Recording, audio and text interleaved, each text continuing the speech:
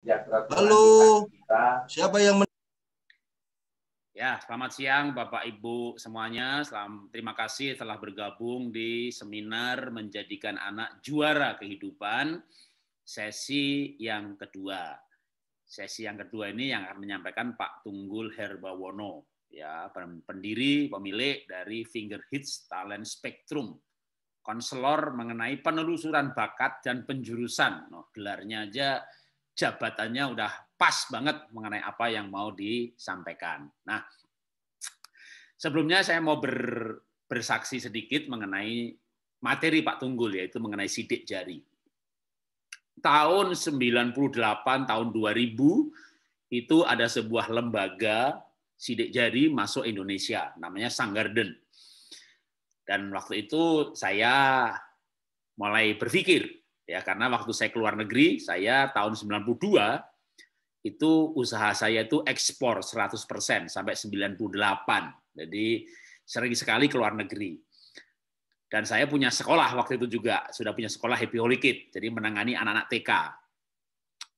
Anak saya tahun 98-2000 itu pas masuk SD. Nah, bersama dengan itu saya mulai banyak mendapat isu mengenai gaya pengasuhan yang harus customize, tiap anak berbeda-beda.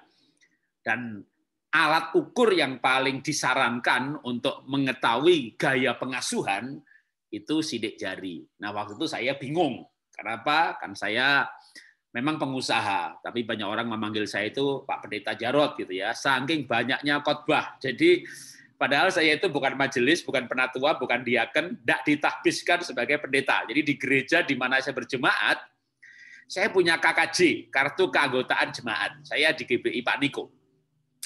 Tapi kalau Bapak Ibu di sini kebetulan ada yang pengerja di sana, pasti nggak pernah ketemu saya di Sentul, karena saya nggak pernah datang, nggak punya kartu, nggak bisa masuk. Jadi saya ini sebenarnya pengusaha yang banyak melayani Tuhan, tapi banyak orang panggil saya Pak Pendeta gitu ya. Nah, dengan status seperti itu, tentunya saya mikir 2-3 kali untuk tes sidik jari. Karena wah ini kan klinik, ini kan dukun, ini bener nggak, ini sesat nggak nih gitu ya. Wah banyak pertanyaan dari saya juga gitu ya. Nah singkat cerita, kenapa ketiga anak saya tahun 2000-an itu semuanya saya tes sidik jari karena saya sudah yakin bahwa ini tuh ilmiah. Ya, nanti Pak Tunggul lebih pandai menjelaskan ya ilmiahnya dari mana, dasarnya apa, tapi paling enggak waktu itu pun saya googling, saya belajar dan saya tahu yakin ini ilmiah. Karena tidak ada hubungannya dengan ramalan.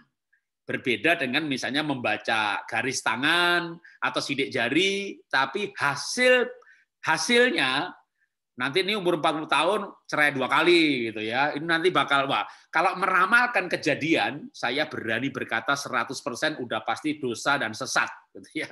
Tapi kalau itu adalah indikator dari otak, nah baru saya bisa terima. Nah waktu itu akhirnya singkat cerita saya tes ketiga anak saya. Jadi waktu saya tes tahun 2000-an untuk ketiga anak saya, itu lama sekali ngujinya karena datanya dikirim ke Taiwan. Ya. Tapi itu menghasilkan, singkat cerita, ya saya itu bisa mengasuh anak-anak saya itu ketiga-tiganya, baik gaya pengasuhan ataupun gaya belajar itu tepat. Kan banyak orang tuh taunya, wih anak Pak Jarot pinter-pinter ya, dapat beasiswa dari kelas 3 SMP sampai lulus kuliah, 8 tahun, dapat beasiswa, sekolahnya 32.000 setahun gratis, asramanya $1.000 sebulan gratis, bahkan tiap bulan dikasih uang saku $1.200, itu pasti pinter banget itu. Anak saya itu IQ-nya di bawah 120. Jadi di Indonesia ini ada program namanya akselerasi. SMP 2 tahun, SMA 2 tahun. Gitu ya. Anak saya itu nggak bisa ikut karena IQ-nya nggak nyandak. Kurang. Lah kan saya nggak bisa marah sama anak saya. Kenapa IQ di bawah 120 gitu. Saya nggak akan marah begitu. Saya tahu nanti anak saya menjawab, genetik Pak, genetik. Genetik Pak gitu. Ingat Pak, ini asal usulnya dari kamu Pak gitu. Jadi maka saya nggak marah gitu ya. Tapi gimana anak yang IQ di bawah 120 ini supaya pinter? Karena banyak orang pinter ternyata nilainya jelek. Karena pengasuhannya salah atau cara belajarnya nggak tepat. Nah, ternyata anak-anak saya itu dengan pengasuhan yang tepat dan cara belajar yang tepat, ya, itu akhirnya menjadi juara. Nah, saya bilang akhirnya, karena nomor 2 pernah hampir nggak naik kelas. Jadi akhirnya mereka pinter-pinter gitu ya. Makanya saya semangat sekali merekomendasi orang-orang itu tes sidik jari. Nah, banyak orang kan gimana sih mesti udah ikut seminar lalu dapat penjelasan, bahkan dikasih free tes dulu gitu kan. Akhirnya kalau akhirnya nanti mau mengambil keputusan itu sudah nggak buta gitu ya. Dan waktu anak saya dulu tuh padahal udah masih tahun 2000-an ya, itu tesnya tuh harus sekitar 2,5 juta. Kalau Pak Tunggul ini separuhnya nggak nyampe, ya sekitar 1 jutaan, tergantung kota mana. Kayak kalau harus terbang ya ongkos tiket ditambahin. Makanya kalau misalnya di Makassar mengundang gitu biar murah, rame-rame ya, ajak teman-teman yang lain 20 orang gitu ya. Kalau perlu sekalian dibikin seminar. Nah, seminarnya tiketnya dijual. Nah, itu bisa menurunkan biaya ya. Tiketnya tercover dari seminar gitu. Supaya harga sidik jarinya sama dengan harga Jakarta. Jadi bikin seminar gitu kan, parenting 2 sesi, harganya sekian buat cover hotelnya Pak Tunggul sama tiket. Gitu. Kalau saya udah sering ya ke Makassar kemana-mana udah keliling-keliling ya dibayari terus tiketnya sama panitia. Nah, oke, balik ke anak-anak kami. Dari hasil pengujian sidik jari full assessment, maka kami bisa mendidik anak-anak itu setiap anak berbeda-beda. Kalau saya tadinya belum pernah tes, ya sampai ketemu Pak Tunggul akhirnya mikir juga ya, anak-anak ditesi masa bapaknya enggak gitu ya. Bapaknya kan hidupnya udah jelas. Jurusannya udah jelas, ya kan? Ngapain lagi dites itu? Tapi saya pikir-pikir ya boleh juga ya buat mengenal diri sendiri lebih detail lagi di masa tua ini mau pensiun. Akhirnya saya sama istri dites gitu ya, full assessment. Wah, lumayan juga. Saya kasih sekilas ya, sekilas full assessment saya hanya untuk kalau full assessment tuh selengkap itu gitu ya. Nah, contohnya ini dari langsung di halaman ke-5. Ini hasil dari saya mengenai DISC, di mana saya malah justru stabilnya paling tinggi, yang lainnya imbang. Ini sangat berbeda dengan hasil waktu tes temperamen dasar tahun 90. Tapi memang saya sekarang dengan tes temperamen dasar pun mendekati ini. Ya, jadi mendekati originalnya saya diciptakan. Dari segi keterbukaan, saya sebenarnya ya ekstrovertnya lebih banyak, 52%. Dalam hal menerima informasi, saya orangnya mengutamakan fakta, 52%, opini 47%. Dalam hal pengambilan keputusan, saya relatif subjektif. Nah, mungkin sanguin saya muncul di sini. Objektif 39, subjektif 60. Maka di sini harus hati-hati. Tapi saya bersyukur istri saya kebalikannya, sehingga melengkapi. Dalam hal bertindak, saya kalau dari pendekatan orang sanguin, saya itu fleksibel. Tapi ternyata dari sisi otak saya terencana. Dan itu tepat. Ya, orang yang penuh rencana. Dalam hal cara pembelajaran, nah ini muncul ya, yang paling kuat adalah visual text. Dari sinilah sebenarnya nanti muncul gaya belajar, ada auditory, visual, kinestetik, itu bisa muncul dari analisa sidik jari full assessment. Demikian juga misalnya untuk intelligence-nya, kecerdasan, distribusinya. Saya cukup tinggi 38%, yang menonjol adalah intellectual intelligence. Terus, nah ini yang bikin ibu saya, bapak ibu saya makan hati didik saya ya. Banyak orang lihat saya sekarang, Pak, kalau saya punya anak kayak bapak seneng loh Pak. yang bener loh, gitu. Jangan mau kayak punya sakit kepala. Sakit kepala, jangan pusing kayak gini mah. Nih, saya ini ada yang di atas skala 12, ya kan, pengamatan observasi, komunikasi nonverbal, di atas 14% malah, ya, kreatif imajinatif 14%. Jadi ada 4 kecerdasan yang di atas 12.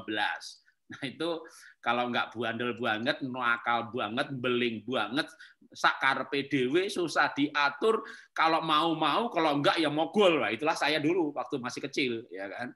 kalau saya itu nggak lahir baru, nggak ketemu Tuhan, nggak punya tujuan hidup, apalagi otak kiri kanan kiri saya imbang, itu juga susah tuh punya orang bingungin. Untung saya punya tujuan hidup. Kalau enggak, saya udah pasti kacau.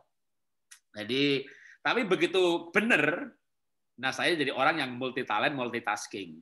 Nulis buku udah 66, perusahaan ya satu tutup, tapi saya masih punya perusahaan animasi dan Happy Holy Kid, karena saya animator juga yang belum banyak saya expose ya. Tapi saya kreator IP, saya sudah punya 8 IP yang saya patenkan dan sudah jadi sumber income juga. Saya sutradara dari film animasi sudah 26 episode. Jadi Pak Jarod dulu sekolahnya di mana, Pak? Wah, kuliahnya apa, Pak? Sekolah jurusannya beda lagi. Jurusannya pertanian. Itu karena kreatifnya pentok ini ya. Nah, itu ketahuan. Dari tes sidik jari itu ketahuan. Dan saya ini baru tahu diri saya belum lama ini ya. Kalau anak saya tiga-tiganya dites waktu mereka mau masuk SD. Ya, mau masuk SD. Tapi kalau terlambat ya nggak apa-apa. Kalau saya menyarankan mau masuk SD itu tes sidik jari. Ya. Kalau SMP tes DISC. Nah, lalu dari sisi pekerjaan, ya singkat cerita dengan analisa seperti ini, maka paling bagus saya misalnya investor karena paling tinggi 34%. Cocok sih, saya investasi di perusahaan animasi, saya investasi di sekolah, udah 66 cabang franchise kami sekarang, ya. Dulu saya investasi di IFA Dasyat yang sekarang ini tutup. Yang paling banyak saya investasi di properti. Saya ada sport club juga. Nah ini sebenarnya cocok. Cuma karena saya terlalu optimis, saya kejeblosnya banyak. Nah untung istri saya orangnya lebih hati-hati. Nah ini berguna juga untuk pernikahan. Kalau mau full assessment.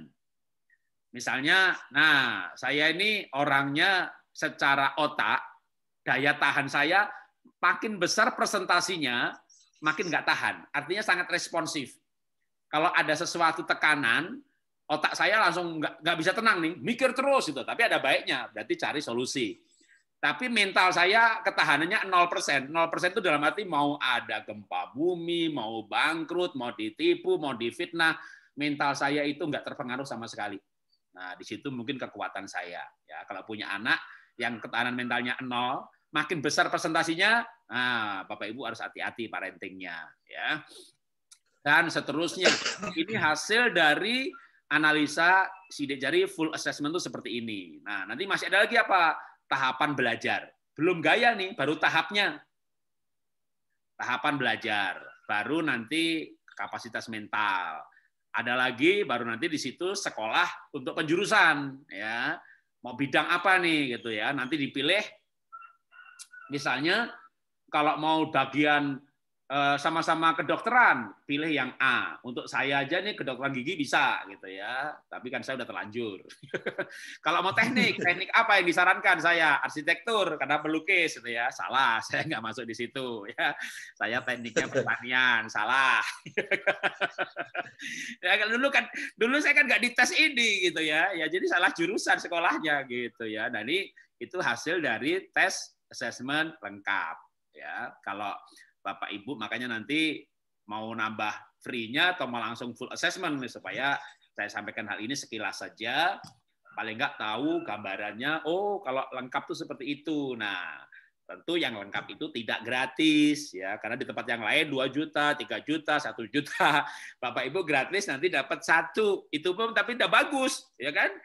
1 itu yang diperlukan untuk memotivasi anak dengan tepat. Ya, untuk anaknya otaknya model apa itu juga udah bagus banget ya, dapat gratis assessment, dapat gratis buku 1, seminar 3 sesi. Jadi menurut saya 100.000 enggak rugi ya. Kalau rugi angkat tangan, uang kembali juga. Tidak kembali, uang tidak kembali. Ya, dari saya cukup sekian. Ya, Pak, saya sekarang akan saya berikan ke Pak Tunggul. Silakan Pak Tunggul. Terima kasih Pak Jarod. Jadi pesan moral dari Pak Jarod adalah hati-hati dengan grafik yang keriting. Grafik yang keriting itu rawan keblusuk kayak Pak Jarod. Ya, untung daya tahan mentalnya 0. Jadi Pak Jarod udah mau ambruk sekian ratus juta, sekian miliar juga. Emang gue pikirin gitu Pak Jarod. Ya, itu satu karunia Tuhan tentunya ya. Baik, Bapak dan Ibu sekalian, jadi sesi kita hari ini sebetulnya nggak langsung bicara soal sidik jari, enggak. Jadi kan kebetulan saya diberikan Pak Jarot ada 2 sesi ya, ada 2 sesi. Jadi pada siang hari ini saya mau ngajak Bapak sama Ibu ya. Oke, sebentar nih.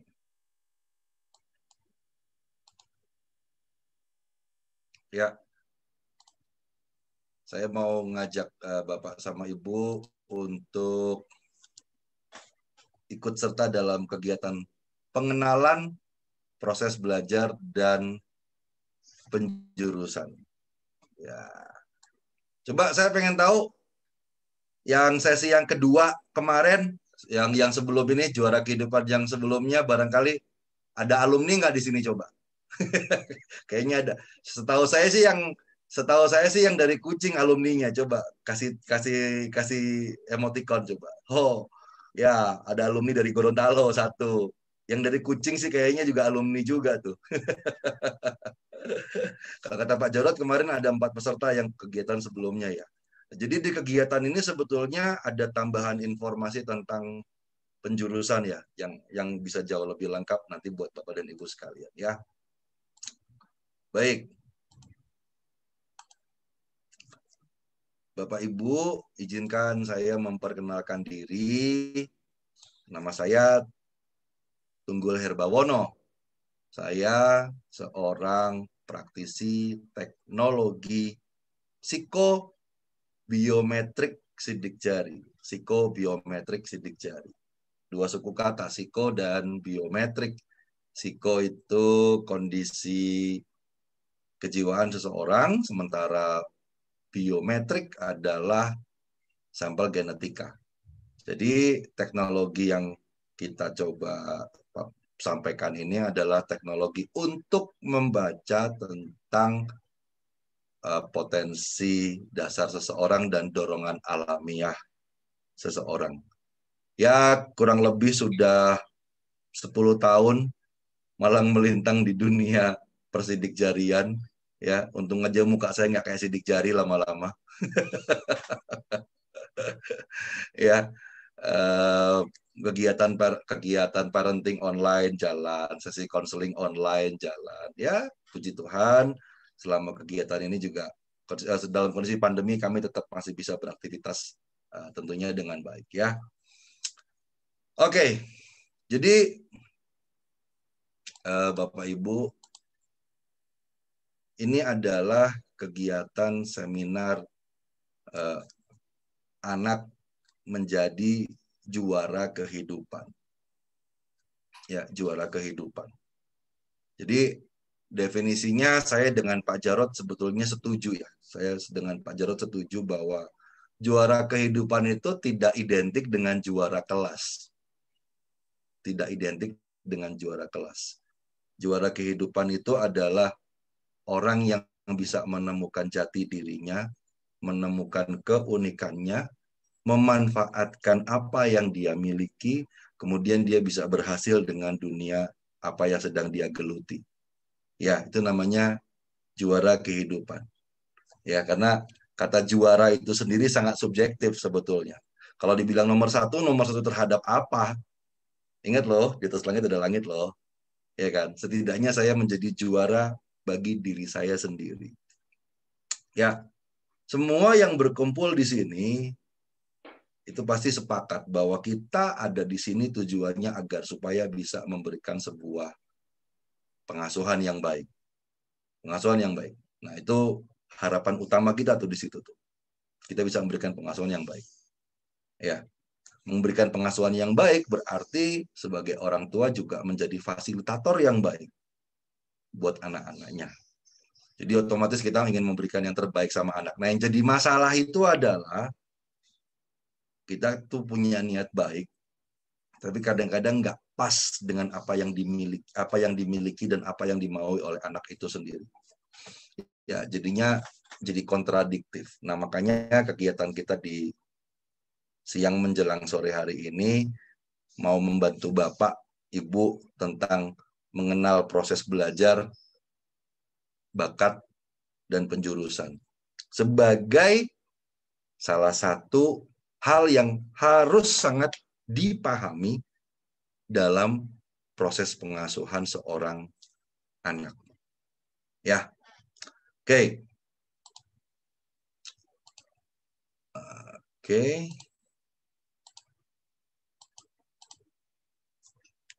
Ya. Jadi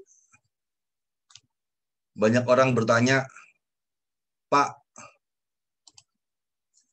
betapa sulitnya Pak menemukan bakat seseorang. Betapa sulitnya menemukan bakat seseorang. Sebetulnya sangat sederhana sekali. Bakat itu bisa ditemukan ketika proses belajar seorang anak itu benar. Oke, saya ulangi ya. Bakat itu bisa ditemukan ketika proses belajar anak itu benar. Proses belajar itu berarti proses mengolah yang ada dalam dirinya sehingga potensinya keluar. Permasalahannya adalah ketika proses pengolahan itu sendiri ada masalah, ya jangan berharap bakat itu muncul. Nggak ada. Jadi yang paling utama adalah Bapak dan Ibu harus tahu dulu bahwa proses belajar itu harus benar. Nah, dalam hal ini, kalau saya bicara soal belajar, tolong Ibu dan Bapak persepsinya jangan ke area akademis dulu ya, tolong. Karena kalau saya bicara soal belajar, sebetulnya kegiatan akademis di sekolah itu hanya salah satu dari proses belajar itu sendiri. Dalam hal ini, ya, dalam pernyataan ini, ya, saya melegalkan main game itu belajar. Karena ada proses pembelajaran dalam main game. Jangan ngomongin dampaknya dulu, nanti sebentar. Karena itu juga proses belajar sebetulnya. Ya, cuman pada dasarnya karena kita belajar itu selalu dikaitkan dengan masalah akademis, otomatis dong. Yang jadi pernyataan adalah, kenapa Pak kalau main game pinter, kalau disuruh belajar susah? Ini ada yang masalah di sini akhirnya. Ya, oke.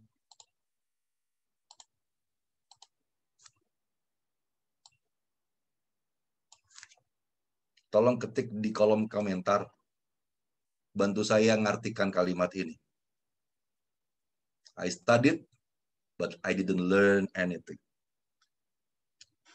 Tolong tulis di kolom komentar.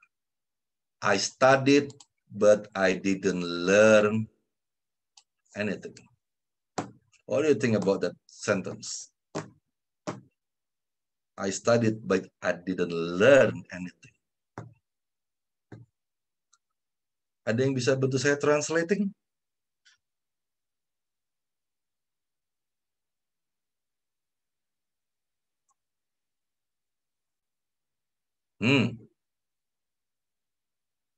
Ya, saya belajar, tapi saya nggak dapat apapun. Saya belajar tapi tidak mempelajari apa. Nggak ada yang nyantol, Pak. Aku belajar tapi tidak merasuk ke otak saya. Aduh, bahasanya keren banget. Merasuk. Merasuk ke jiwa dan sukma saya. Wah. Oke. Definisinya semua sudah mendekati benar. Oke. Definisinya semua sudah mendekati benar. Ya.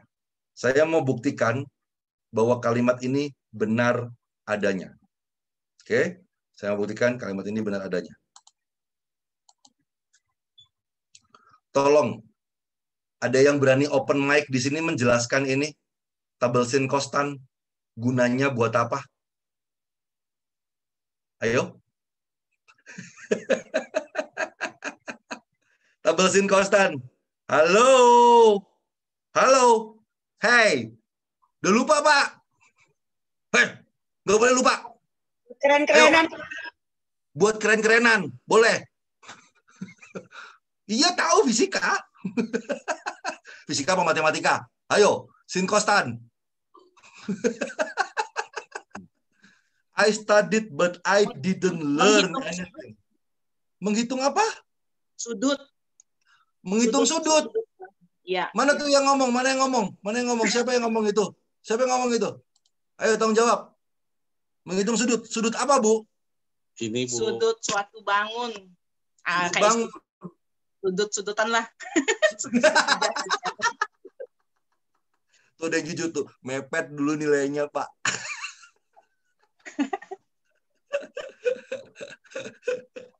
Trigonometri masih dipakai. Nah, trigonometri masih dipakai untuk pekerjaan sehari-hari, Pak.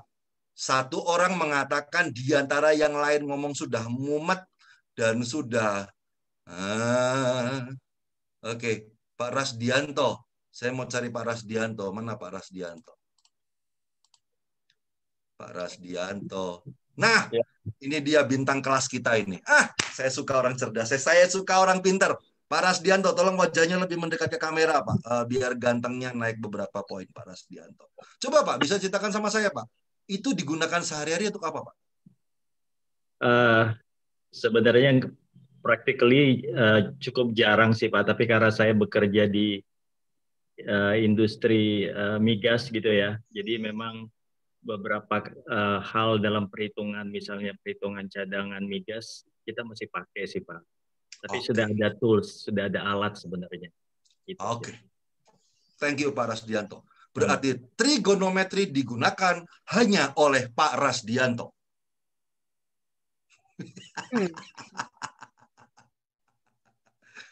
Tidak salah.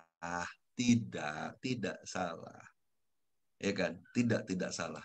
Ya baiklah. Memang kalau cerita tentang trigonometri ya, saya juga baru tahu loh. Itu saya ketemu dengan salah satu klien baik saya di Semarang. Dan dia cerdas sekali trigonometri. Hebat banget. Dan teman saya itu adalah lulusan dari satu universitas di Australia yang mengambil jurusan light engineering. Jadi kalau bahasa Indonesia bakunya insinyur lampu. Apa itu insinyur lampu? Jadi pekerjaannya adalah mendesain tata cahaya dari satu bangunan baru. Anda kalau mau tahu itu satu proyek harganya berapa? Satu proyek harganya minimal 5 miliar. Keren ya? Nah, but I studied, but I didn't learn anything. Oke. Jadi pada prinsipnya bahwa proses belajar itu ketika sudah ada tulisan I studied but I didn't learn anything, akhirnya satu proses belajar jadi makin sulit. Ya, ini salah satunya saja sebetulnya. Ya. Jadi belajar itu definisinya berarti apa ya? Definisi belajar itu jadi apa ya? Definisi belajar adalah memahami sesuatu dari luar dirinya ke dalam dirinya. Segitu aja sederhana sebetulnya kok.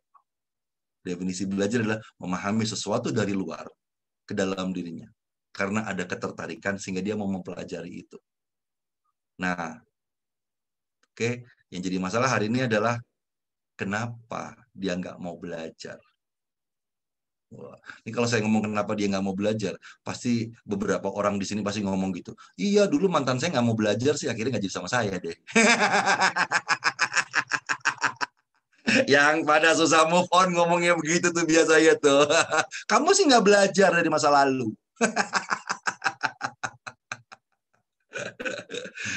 Ya, baik Bapak Ibu.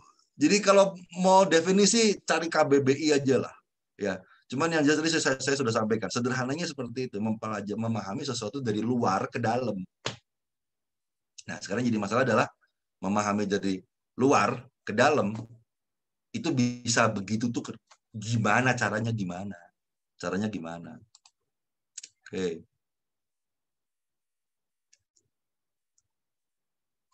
Oke, jadi ternyata bisa memahami itu ada 3 cara, ada 3 syaratnya. Syaratnya ada 3. Yang pertama, setiap orang akan punya motivasi belajar masing-masing.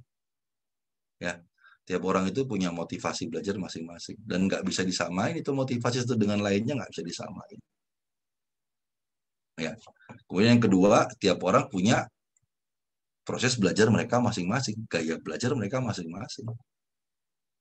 Nah, kemudian setiap orang yang proses belajarnya lancar, itu berhasil menyeimbangkan kecerdasan mereka. Jadi karena ada keseimbangan kecerdasan, karena proses belajarnya tepat, motivasinya kuat, ya otomatis belajar itu harus jadi lebih gampang. Ya, saya ulangin lagi ya. Ada 3 nih. 1, motivasinya tepat. Yang kedua, gaya belajarnya tepat. Yang ketiga, terjadi keseimbangan kecerdasan. Oke, kita kupas satu persatu.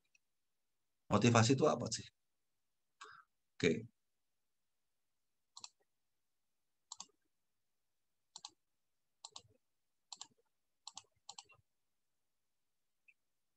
Oke.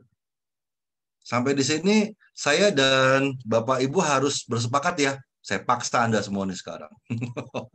Saya paksa Anda untuk bersepakat dengan saya ya. Saya paksa Anda bersepakat dengan saya ya. Bahwa belajar itu adalah motivasi itu adalah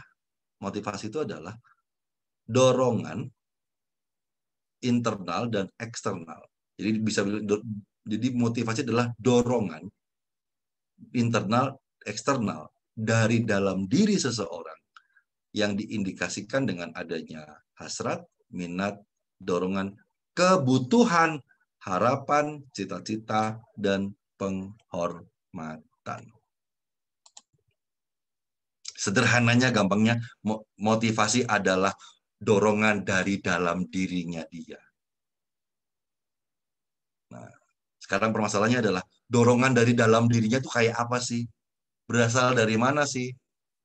Nah, Bapak Ibu kalau belajar neuroscience, bahwa manusia itu memiliki 3 dorongan. Oke? Manusia memiliki 3 dorongan.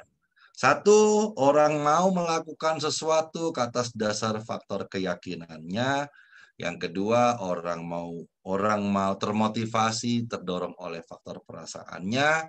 Orang mau melakukan sesuatu oleh karena ada untungnya. Saya ulangin ya. Jadi kalau pakai konsep kerja kotak triune brain, bahwa manusia itu terdiri dari reptilian, limbik, dan neocortex. Oke, reptilian, limbik, dan neocortex. Jadi dengan kata lain, bahwa orang itu mau melakukan sesuatu pasti karena faktor perasaannya, karena faktor logikanya, atau faktor keyakinannya. Oke? Dan orang punya 3-tiganya. Ya, ada yang nggak punya perasaan di sini? Seorang ibu malah ngomong gini, aduh Pak Tunggul, bagaimana otak saya isinya perasaan semua. Ibunya baper.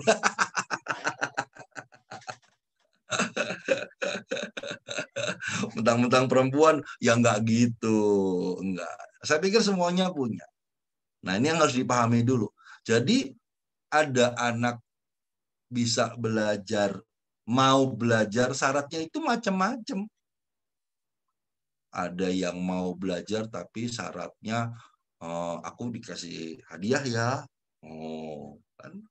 Dia mau belajar tapi harus jelas apa gunanya buat dia. Kalau cuman gitu doang ya bodoh, nggak ada, males. Jadi reward and punishment bermain.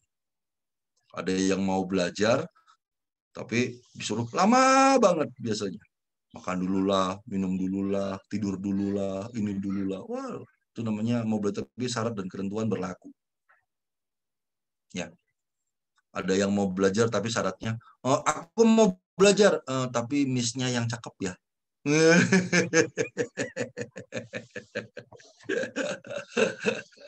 Ya. Nggak salah juga sih, emang salah Pak. Belajar minta misnya yang cakep, saya pikir nggak salah gitu kan, karena biasanya anak seperti ini lebih mengutamakan kenyamanan. Ada anak yang otomatis jam 6 atau jam 7 malam pasti belajar tanpa disuruh. Ada juga anak yang kayak gitu tuh. Karena sudah terbentuk satu belief, keyakinan dalam diri dia melakukan itu. Nah, Bapak Ibu kenal nggak anak itu mau belajar karena apa? Kalau nggak tahu motivasinya berat kita. Oke, that's first point. Ya, ini nanti yang saya akan kasih gambarannya secara umum di gratisannya Sidik Jari. Tenang aja ya. Tapi biasanya kalau dia ikutan program Sidik Jari buat anak, nanti bapaknya pasti nanya atau ibunya nanya, Pak Tunggul kalau buat orang dewasa boleh nggak? Saya tahu maksud Anda.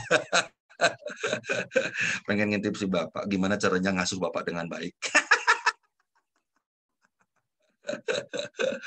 Gitu ya. Oke, itu namanya motivasi. Ya, itu namanya motivasi.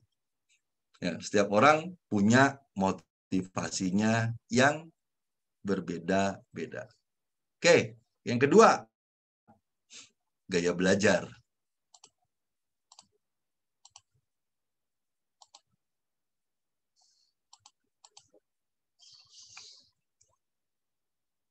Jadi, bahwa proses belajar itu akan lewat proses melihat, mendengar, dan merasakan atau mempraktekkan. Saya ulangin ya, melihat, mendengar, dan merasakan atau mempraktekkan.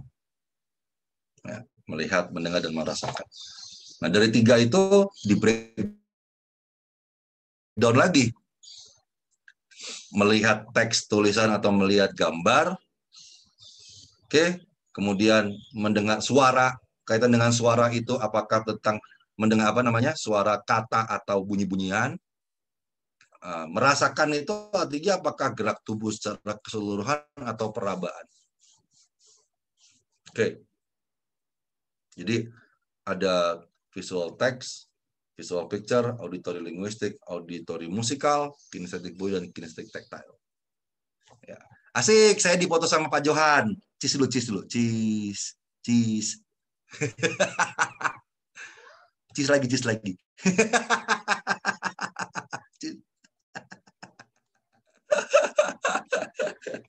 Pak Johan, handphonenya bagus. Beneran. Keren. Kayaknya Samsung S20 Ultra. Saya senang sama Pak Johan ini. Walaupun kelihatannya udah opa-opa, tapi untuk urusan handphone, jangan ketinggalan sama orang lain. Keren, Pak. Saya suka semangat hidup kayak Bapak. Mantap, Pak. Oke. Tadi ya, visual, auditory, kinestetik. Lihat, dengar, praktek. Sekarang pertanyaannya, kalau belajar kita pakai yang mana? Ya tiga-tiganya dipakai semuanya. Tiga-tiganya dipakai. Nah, cuman biasanya ada cara yang paling gampang. Ya. Nah, Bapak Ibu kalian gini, Pak, kalau visual kayak apa, Pak? Auditori kayak apa, Pak? Kinestetik kayak apa, Pak? Udah, Anda tuh punya smartphone. Tulis aja di Google-nya Anda atau di Safari kalau pakai yang iPhone. Tulis aja learning style, gaya belajar. Keluar semua itu udah. Nah, cuman kalau saya nggak ngomong gini, Anda nggak tahu kan? Gitu. Semuanya keluar itu. Gimana caranya auditori linguistik, gimana cara auditori musikal. Nah, cuman artinya, ketika proses tiga itu berjalan dengan baik, maka akan mudah orang itu belajar. Visual text, visual picture, auditory linguistik, auditory musikal, kinesthetic body, kinesthetic tactile. 3. 6 total berarti.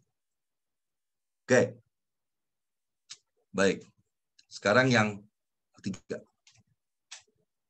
Jadi yang pertama tadi motivasi, yang kedua gaya belajar. Yang ketiga adalah keseimbangan kecerdasan.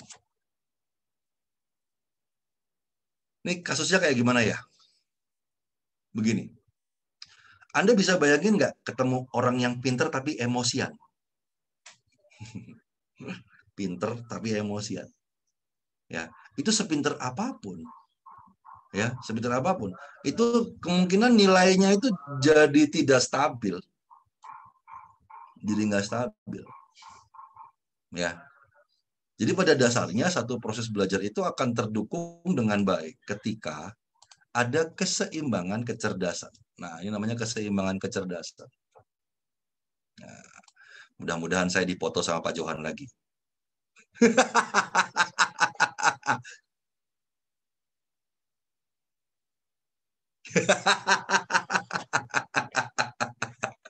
Seneng godain Pak Johan.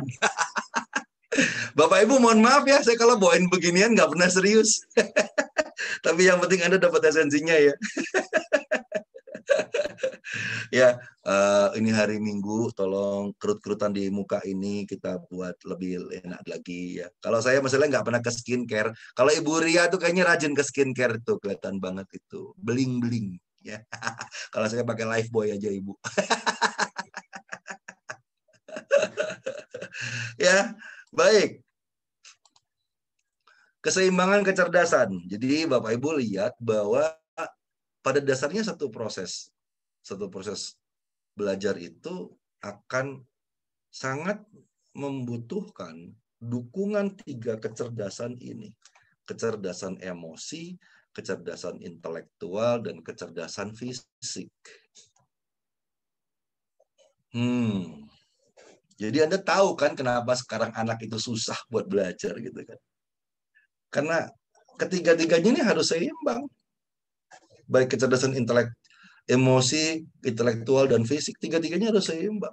Kalau tiga-tiganya itu baik, maka satu proses belajar harusnya bisa jalan lebih gampang.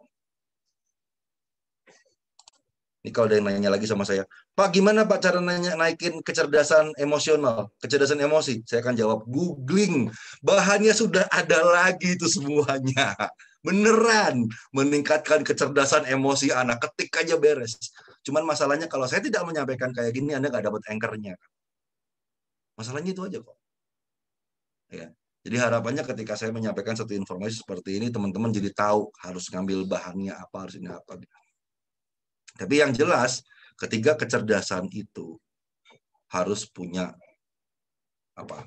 perimbangan. Nah, makanya di sini pada saat kalau saya sesi konsul sama orang tua, kadang-kadang masukan saya buat orang tua itu kadang-kadang lumayan gak enak. Dan mereka semua harus benar-benar nelen omongan saya. Oke, salah satu nasihat saya misalkan, anak ibu baru siap belajar usia 9 tahun, 10 tahun. Wah, itu langsung seret. Itu karena kecerdasan emosinya memang lambat. Ya. Apakah itu cacat? Bukan. Bukan cacat. Karena setiap orang punya perkembangan yang berbeda-beda.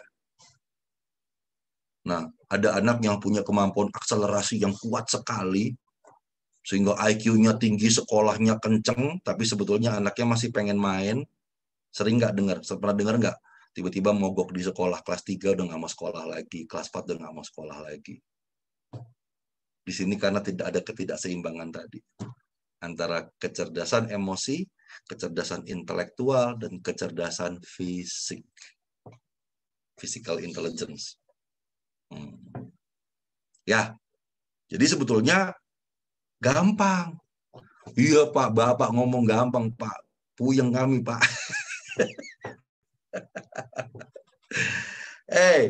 Saya itu udah puyeng duluan. Saya tahun depan itu akan nyusul Pak Jarot. Pak Jarot kan udah mantu kan ya.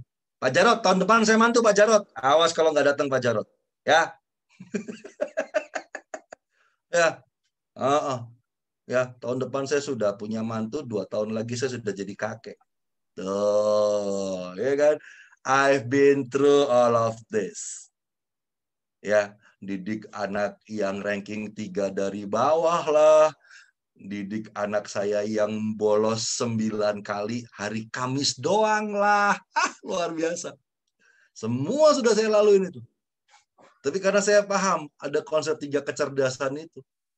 Jadi saya cuma ngeliat, ya lumayan ketolong juga dengan hasil sidik jari, jujur aja memang. Lumayan ketolong, karena akhirnya saya bisa memahami. Oke, iya masalahnya ini kok saya tahu. Saya jadi tahu masalahnya kira-kira. Ya. Oke. Jadi Bapak Ibu yang jelas tadi ya, motivasi penting. Proses belajarnya harus tahu. Yang ketiga, keseimbangannya terjaga. Nah, kalau udah benar semua nih, baru tuh kita bicara soal cita-cita. Kita bicara soal penjurusan. Kita bicara tentang perkuliahan. Nah, udah selaras tuh, udah pas tuh. Yuk, saya mau tanya. Tulis di kolom komentar. Siapa di sini peserta selain saya dan Pak Jarot yang sekolahnya nggak nyambung sama profesinya? Ya, tulis. Ya, Pak Rasdianto nggak usah ikut tulis, Pak. Bapak anak cerdas di kelas ini, Pak. Ya, Pak Rasdianto nggak usah. Bapak yang ahli trigonometri, oke? Pak Rasdianto nggak usah ikut tulis, Pak. Saya tahu Bapak bintang kelas, ya. Jangan kayak saya sama Pak Jarot. Iya, saya Pak nggak nyambung. Ya, iya, oke, banyak yang nggak nyambung di sini ya kayaknya ya. Sekolah apa? Cita-citanya apa? Sekolahnya di mana? Lulusnya apa? Sekolah pariwisata, buka usahanya tentang komputer. S1 pertanian jadi ibu gembira. Atau kuliah ekonomi jadi guru TK. Kuliah komputer sekarang jaga toko stiker. Nggak apa-apa, komputer stiker. Oke, setidaknya masih menang 2 huruf dari belakang. Oke? Semangat. Aduh, luar biasa hidup ini ya. Saya mendapatkan data tadi sebelum kegiatan ini tadi mulai. Jadi saya dapat data nih ya. Jadi iseng-iseng aja nih. 3 cita-cita favorit anak Indonesia. 3 cita-cita favorit anak Indonesia. Yang pertama, ini laki-laki tapi ya, laki-laki. Yang pertama, dokter. Oke. Yang kedua, dokter. Yang kedua, pilot. Yang ketiga, tentara. Itu cita-cita anak Indonesia kelahiran tahun 70 sampai 85. Kalau sekarang anak ditanya, kamu mau jadi apa? YouTuber.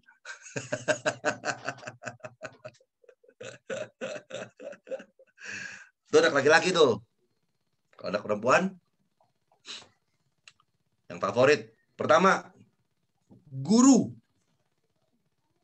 Yang kedua, bidan atau dokter. Yang ketiga, pramugari. Sekali lagi, itu cita-cita kelahiran anak tahun 70-an. Makanya kita semua di sini jarang banget yang nyangkut di situ ya.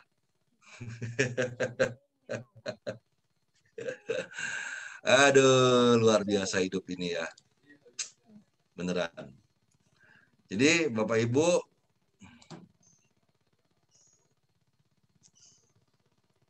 ya, nah, bolehlah saya kasih foto ganteng di sini dulu. Ya, karena kebetulan saya baru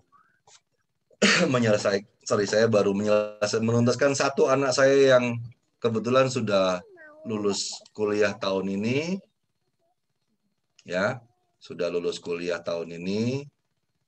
Dan kebetulan sebelum lulus kuliah juga sudah kerja. Ya.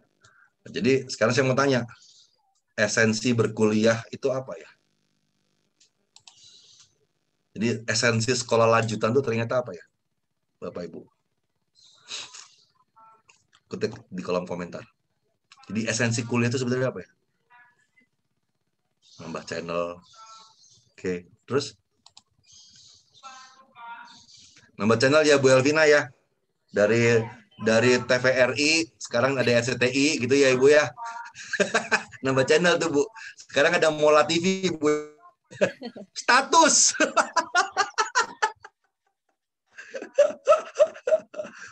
Ibu Lena nih bercanda tapi bener loh Bu. Nggak salah tuh Bu. Daripada anakku nggak kuliah, malu sama orang kampung. Orang Batak gitu. Nanti disangkanya kita nggak sanggup biarin anak kuliah itu. Ya dia harus kuliah lah. Mati kita kira situ. Angkat. Cari jodoh. Oke, yang itu saya bungkus karena saya dapat kuliahnya ini. Dulu emang teman kuliah. Istri saya anak sekretaris dulu. Tahu kan anak sekretaris kan lucu ya ampun. Biar nggak diejek. Wah, gaji besar. Ya. Jadi gini Bapak Ibu. Yang Anda tulis itu nggak salah kok. Karena memang kalau saya boleh ringkas, yang Anda tulis sebetulnya bukan esensi kuliah, tapi tujuan berkuliah. Tujuan. Esensi itu cuma satu. Esensi melanjutkan sekolah lebih tinggi adalah mematangkan emosi dan mental. Itu. Ya. Mematangkan emosi dan mental. Mengembangkan daya pikir, mohon maaf, Pak, yang di Kucing. Bisa di mana aja, Pak? Pernah nggak dibayangin namanya kuliah dulu? Udah bikin skripsi segitu tebel tuh. Zaman saya tahun 90-an masih ngerental itu dulu tuh. Ya, ngutiknya semalaman, ngantuk-ngantuk. Sampai depan dosen dicoret-coret. Kalau anak sekarang ngomong bangke, dia bilang gitu kan. Coret. Aduh, mending nyoretnya pakai pensil. Pakai spidol warnanya merah. Spidolnya yang segede gini nih. Bukan spidolnya segini, bukan. Segini spidolnya. Seret. Salah, balik lagi. Salah, balik lagi. Terus kita di situ diperlakukan sebagai orang dewasa. Oke, nggak perlu pakai seragam. Ada di situ. Ya kan? Anda kebayangkan ngadepin dosen tuh tipenya macam-macam kan? Ada yang nyebelin banget lah, ada yang nyebelin sekali lah, ada yang menjedarkan benar lah, ada yang sangat menyebalkan lah. Enggak ada yang bagus-bagus, pokoknya nyebelin semuanya. Oke. Terus lihat metode belajarnya. Emang dibimbing begitu? Enggak. Buku segini-gini nih saya masih ingat dulu. Tebal banget itu dulu. Ya kan? Disuruh ngerangkum, suruh apa? Bapak Ibu murni itu sebuah permainan mental sebetulnya. Ya. Dan kalau akhirnya saya dan Pak Jarot masih selamat sampai hari ini dan Bapak Ibu semua gitu kan ya. Karena semua kita sudah melalui itu. Ini kalau diingat-ingat kadang-kadang mau nangis, kadang-kadang mau ketawa gitu kan ya. Skripsi sudah ada di atas ya 100 lembaran lah kira-kira, kalau skripsi masih gituan dulu ya. Itu diacak-acak kayak gitu tuh. Waduh, rasanya luar biasa banget. Ya, dan hari ini kita punya kesempatan bukan hanya untuk membentuk mental yang baik, tapi kita bisa mengarahkan bahwa itu jadi profesinya dia. Foto yang tadi itu, Bapak Ibu. Ini anak saya. Usia 24 tahun. Tahun ini usia 24 tahun. Ya. Kalian pasti lagi ngitung, anaknya 24 tahun, bapaknya umur berapa itu? Belum kata nenek, belum kakek-kakek kok gitu kan ya. Awas kalau pada ngitung umur saya. Ya, itu kalau ngomong riwayat pendidikan, waduh itu berat lah pokoknya lah. Berat banget. Berat banget kalau ngomong riwayat pendidikan lah. IQ-nya itu cuma 90 atau 92. Anak Pak Jarot di bawah 120. Enggak, Bapak belum gentle, belum ngomong angka yang sebenarnya. Anak saya IQ-nya cuma 92, Pak. Kategorinya bodoh. kalau buat sekolah Indonesia. Beneran. Tapi hari ini dia sudah lulus kuliah, nilai IPK-nya dibilang jelek-jelek banget, nggak 3,25 nggak jelek-jelek banget kali ya. Ambil jurusannya Fakultas Ilmu Sastra, Fakultas Ilmu Seni, jurusannya fotografi. Yang lucu gini. Matematika itu pasti jeblok. Pasti jeblok. Yang lucu adalah sekarang dia tahu pada kecepatan shutter berapa foto itu harus diambil, dengan ketajaman berapa, harus menggunakan lensa apa. Anda tahu nggak? Itu ngitung itu. Bagi, tambah, kurang, ada rumusnya, akar pangkat. Dulu tuh nilai matematikanya jelek. Loh, saya jadi bingung. Loh, kok dia bisa sekarang? Itu kenapa? Coba. Bisa kayak gitu. Ya.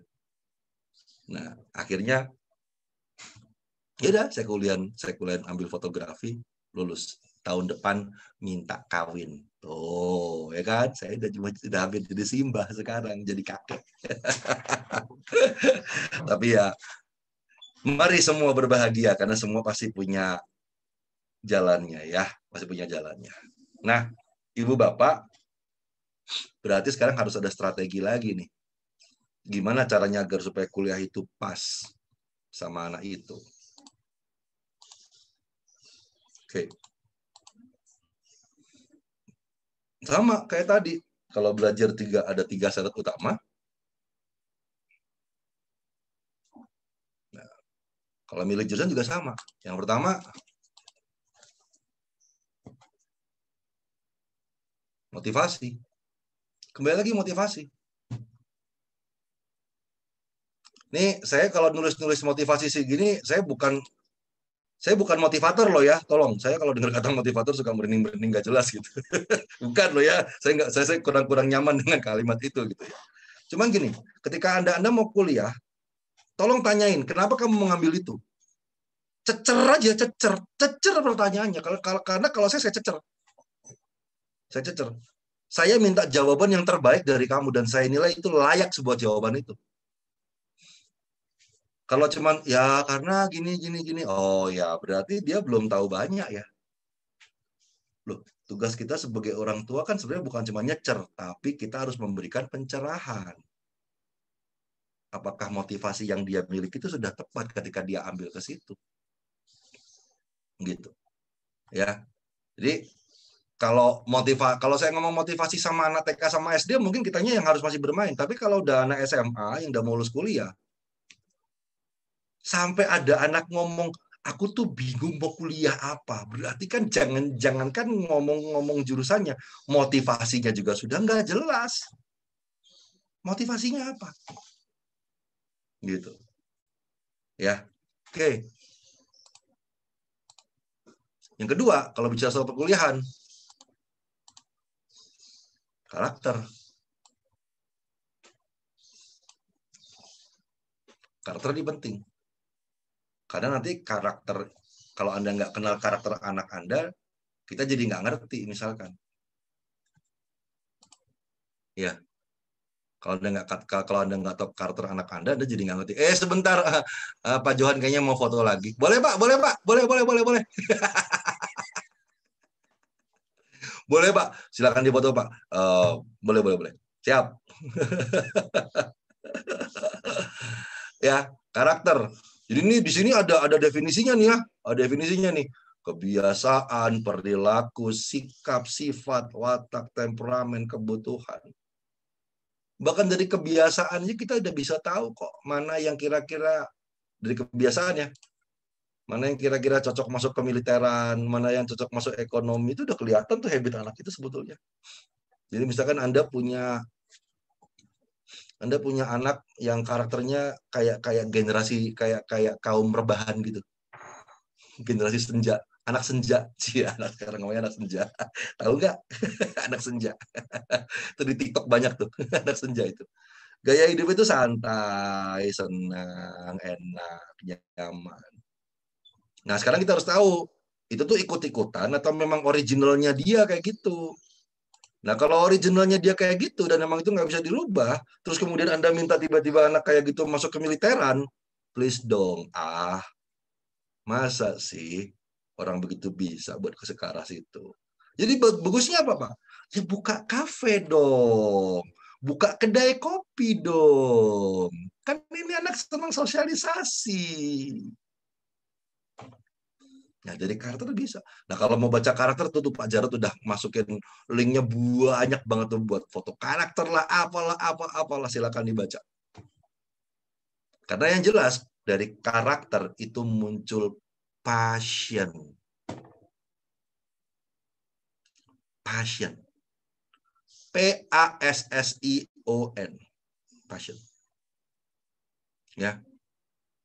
Passion adalah, ada yang tahu passion apa? Passion adalah hasrat. Hasrat adalah passion. Sama aja dong. Definisinya ya, passion itu adalah sensasi kesenangan ketika menjalankan sebuah aktivitas. Bila perlu, saya membayar juga nggak masalah. Itu namanya passion. Dan karakter itu ada hubungannya dengan passion. Nah, yang ketiga, baru kita bicara skill.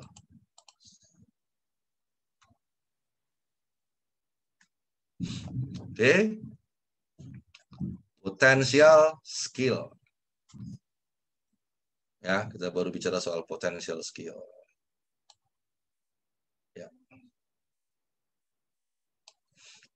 Jadi Bapak Ibu, ini ada, jadi kalau potensial skill itu, kalau kami belajar neuroscience itu akan melihat bahwa skill itu dipengaruhi oleh respon kerja otak mereka.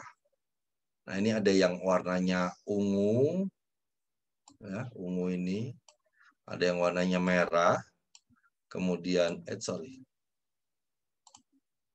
ada yang warnanya merah, ada yang warnanya hijau, dan kemudian ada yang warnanya biru. Oke, yang ungu ini namanya frontal lobes, lobus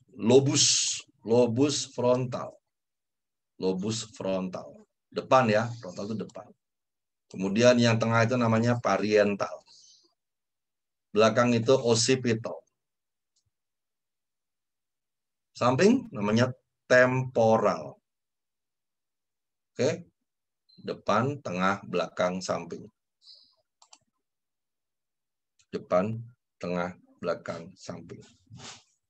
Jadi kalau basis kerja otak, skill itu cuma ada 4.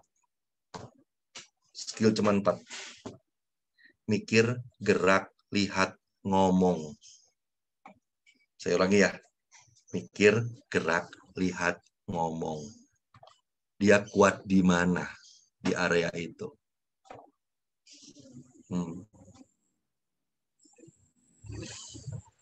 Ya.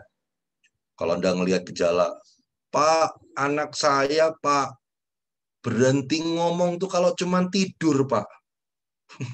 Ada di sini yang anaknya model begitu?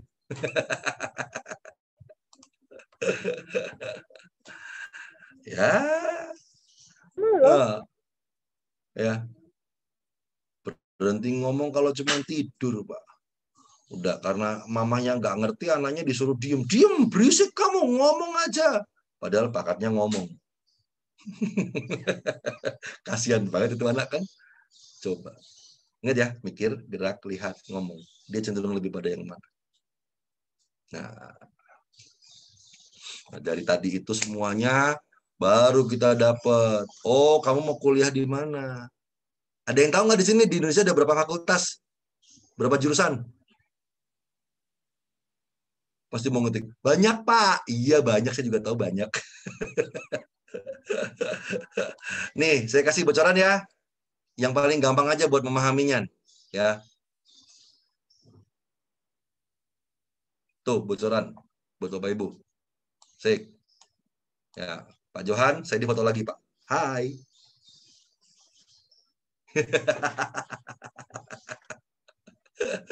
Ini pasti Bapak Ibu ngomong begini. Bener-bener ya temennya Pak Jarod gak ada yang waras.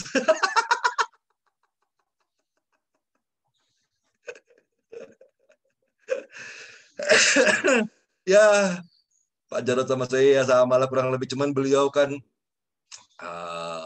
ahli ibadah. Rajin di organisasi keagamaan. Ya masih lebih tertata dengan baik lah ya. Ya, tuh. Kesehatan, teknik, matematika ilmu pengetahuan, ekonomi kewirausahaan, hukum dan kedinasan, jadi kemiliteran masuk di situ. Sejarah dan budaya, antropologis, terus ada apa tuh namanya? Lupa, arkeologi, ada fakultas ilmu sejarah juga. Ilmu pengetahuan sosial dan administrasi. Nah, di situ ada, nanti saya tunjukin ya. Pendidikan, Fakultas Ilmu Pendidikan IKIP, kalau sekarang kalau di Bandung udah UPI, Universitas Pendidikan Indonesia, jadi guru biasanya. Oke, alam lingkungan dan agroekonomi. Nah, kemudian area kreativitas.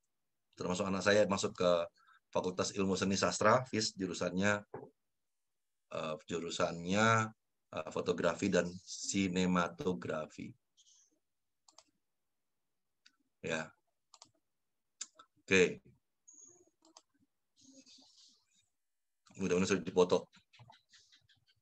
Ya, jadi udah tahu. Oh, tuh. Ingat itu area loh ya, bukan fakultas loh ya. Area. Jadi dari satu area itu ada beberapa fakultas nanti di situ. Nah, kalau Bapak Ibu bahasa. Sebentar.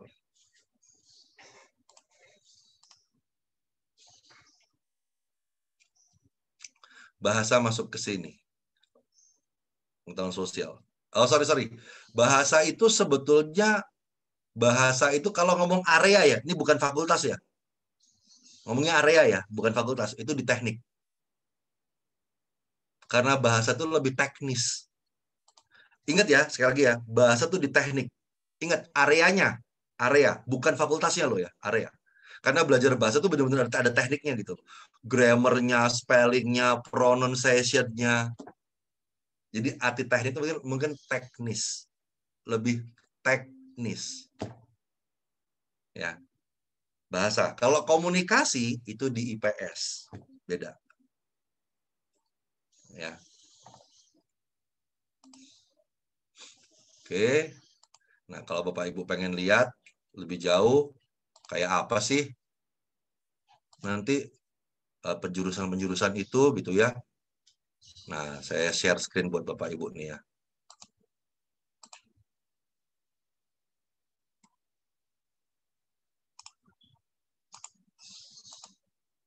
Saya share screen buat Bapak Ibu. Ya. Nah. Oke. Jadi kalau yang dimaksud area kesehatan, masuk area kesehatan, itu ada kedokteran gigi, ilmu kesehatan, ilmu keperawatan, farmasi. Nah, cuman saya kasih tambahan lagi ya, yang masuk dalam area kesehatan itu psikologi. Ingat loh ya, area ya, bukan fakultas ya, karena kaitannya dengan manusia. Nah, kesehatan jiwa, kesehatan psikis. Ya, nah, kedokteran. Tadi itu ada apa? Fakultas teknik ya, mesin, elektro, metalurgi, arsitek, kimia, interior, perkapan, lingkungan, sipil. Nah, ada ilmu komputer, ilmu sistem informasi. Itu area. Fakultas. Terus tadi ada matematika, ilmu pengetahuan alam, matematika, biologi, kimia, fisika, geografi. Terus ada ilmu ekonomi. Nah, ini ada 3 sebenarnya pakemnya. Ada manajemen, ilmu ekonomi, sama akuntansi. Kalau bisnis itu di sini. Ada bisnis di situ. Ya. Nah, kemudian ada ilmu budaya, arkeologi, filsafat, ilmu sejarah, perpustakaan, sosial politik, komunikasi politik, kriminologi, sosiologi, hubungan internasional, antropologi sosial, kesejahteraan sosial, saya pendidikan guru. Terakhir, sampai wilayah ini. Seni rupa. musik, tari, fotografi, desain, pendidikan olahraga, militer, tata boga, manajemen perhotelan. Nah, Bapak Ibu, yang Anda lihat ini adalah bagian dari hasil analisa sidik jari. Sudah sampai ke sini. Ingat tadi syaratnya apa? Motivasi, karakter, dan skill. Motivasi, karakter, dan skill. Dan ini akan terbaca semuanya sampai di sini. Oke? Dengan akurasi hingga 87,5%.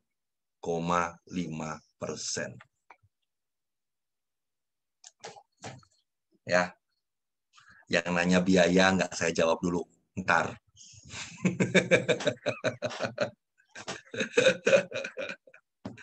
Ya, di sini esensinya bahwa saya mau tahu Bapak Ibu sekalian bahwa bicara soal penjurusan, soal apa itu semua ada di situ semuanya.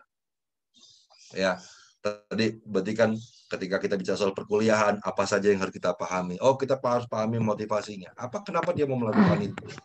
Ya, kenapa dia mau melakukan itu? Ya, kemudian kita juga harus tahu. Ya, kita juga harus tahu seperti apa karakter orangnya, sehingga kita harus tahu passion. Dia lebih senang melakukan apa? Passionate seperti apa? Nah, baru kita ukur skill. Nah, tadi skill tuh dari kerja otak itu tadi ada 4. Frontal, parietal, occipital, temporal, mikir, gerak, lihat, ngomong. Pak Jarod itu pasti peka banget, tahu banget anak itu kuat di mana. Nah, ya, dan ini yang Bapak Ibu harus pahami terlebih dahulu. Nah, saya cuma mau ngasih masukan terakhir kali.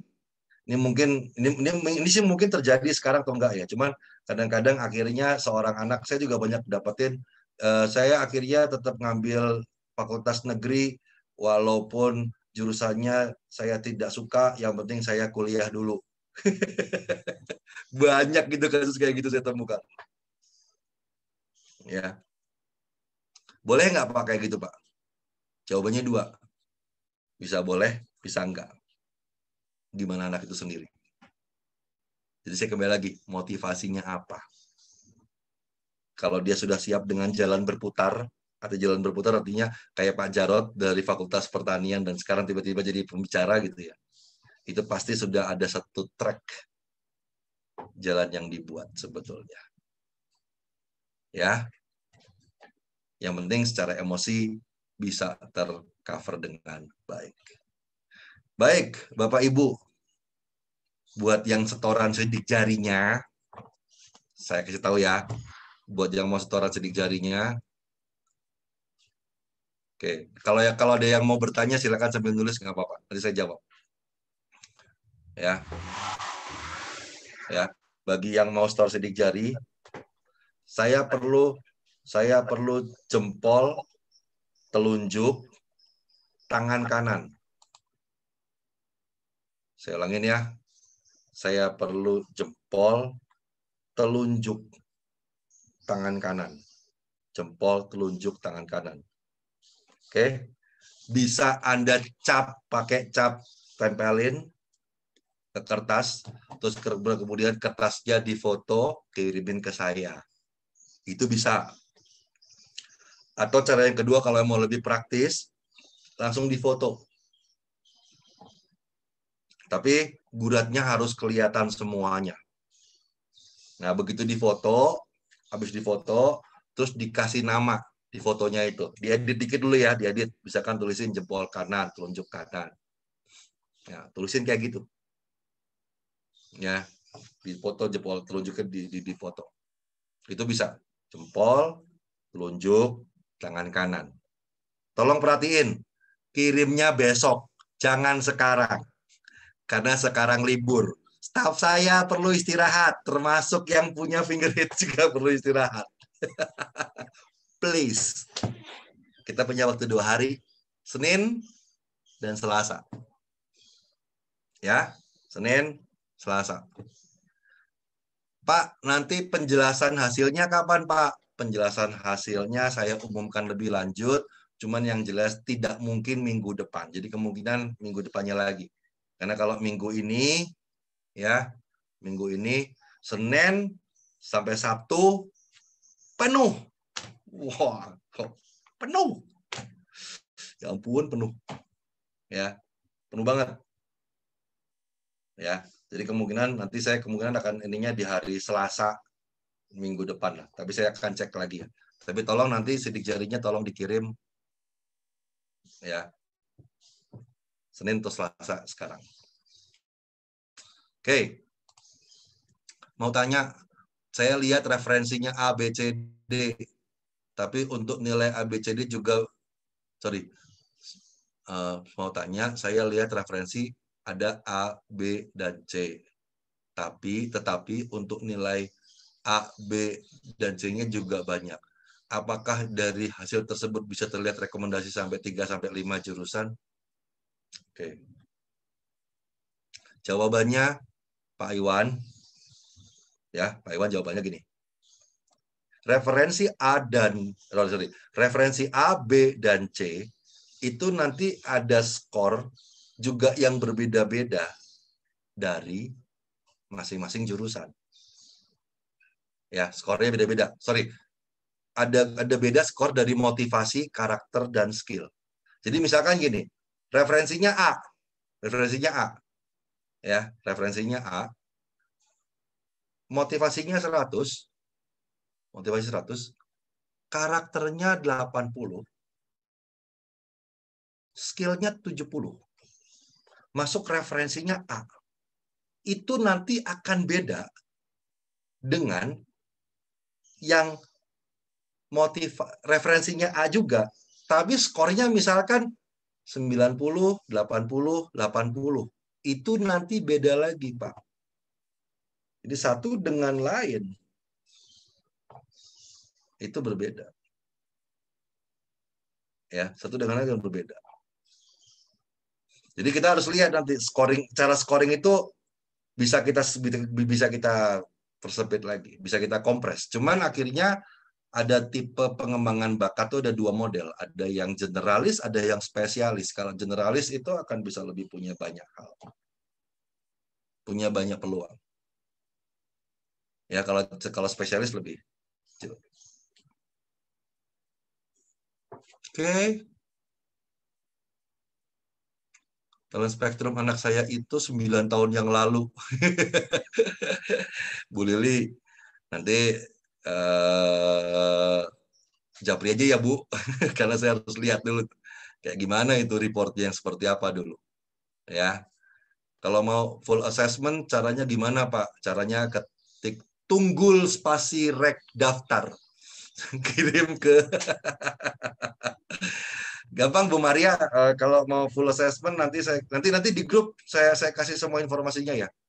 Saya kasih semua informasinya nanti kalau yang mau full assessment hubungin staff saya langsung bisa.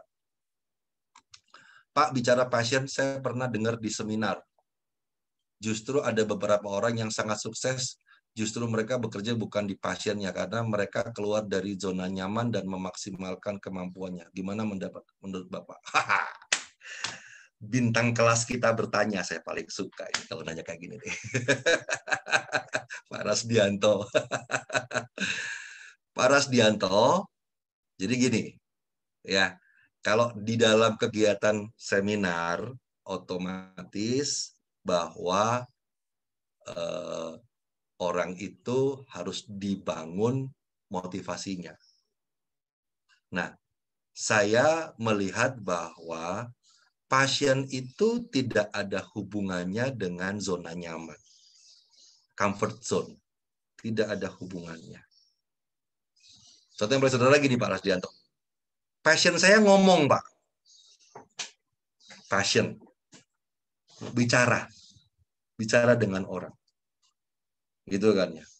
Nah, artinya dimanapun saya bekerja, ya saya pasti mengandalkan kemampuan berbicara saya, Pak Rasdianto. Nah, jadi kalau kita mencoba melakukan komparasi antara pasien dengan zona nyaman, kok kesannya pasien itu jadi pemalasan ya Pak? Itu kurang lebih begini Pak Rasdianto. Barangkali Bapak juga pernah mendengar bahwa ada satu quotes, ada quotes nih Pak Rasdianto nih, ada quotes. Bakat itu 1%, kerja keras 99%.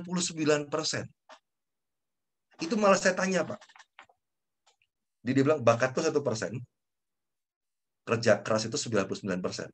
Itu saya malah punya pemandangan bahwa yang bikin quote itu, yang bikin quotes itu dia tuh sadar nggak sih bahwa dia tuh punya bakat logika yang tinggi, punya bakat linguistik yang kuat, sehingga dia bisa menyusun sebuah kalimat gitu kan ya, yang bisa kayak gitu.